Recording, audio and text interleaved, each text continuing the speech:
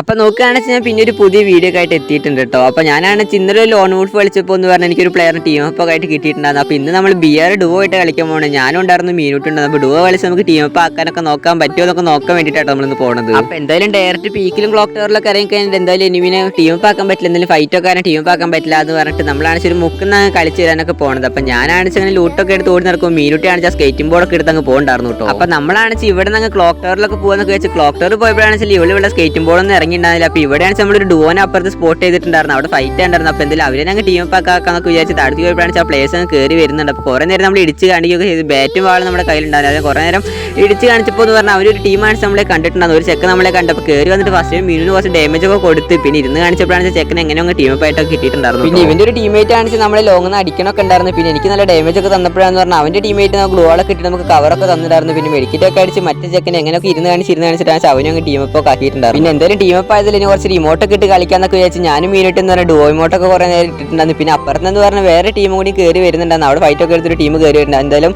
അവരും കൂടി അങ്ങ് ടീം അപ്പ് ആക്കാൻ നോക്കാന്നൊക്കെ വിചാരിച്ച് കുറേ നേരം ഇരുന്ന് കാണിച്ചിട്ടുണ്ടായിരുന്നു. ബട്ട് എന്നെ എന്ന് പറഞ്ഞാൽ അങ്ങ് അടിച്ച് കൊന്നിട്ടുണ്ടായിരുന്നു. ഫസ്റ്റ് എന്നെ നോക്കാക്കിയിട്ടുണ്ടായിരുന്നു. പിന്നെ മീനുട്ടിനെ റിവ്യൂ അടിക്കാൻ വേണ്ടി വന്നതാണ്. അപ്പോൾ അവളെയും കൊന്നിട്ടാണ് നമ്മുടെ ഡുവോനെ അങ്ങ് വൈപ്പാക്കിയിട്ടുണ്ടായിരുന്നു. പിന്നെ നമ്മുടെ ടീം അപ്പായ ഒരു ഡുവോനെ എന്ന് പറഞ്ഞാൽ ആ ഡുവോനെ ഈ ടീം നോക്കുകയാണെന്ന് 2 ഡുവോനെ വൈപ്പാക്കിയിട്ടുണ്ട്. അപ്പോൾ ലൈക്ക് അടിക്കാത്തതാണെന്ന് ലൈക്ക് അടിച്ചു. അപ്പോൾ ശരി എന്നാ.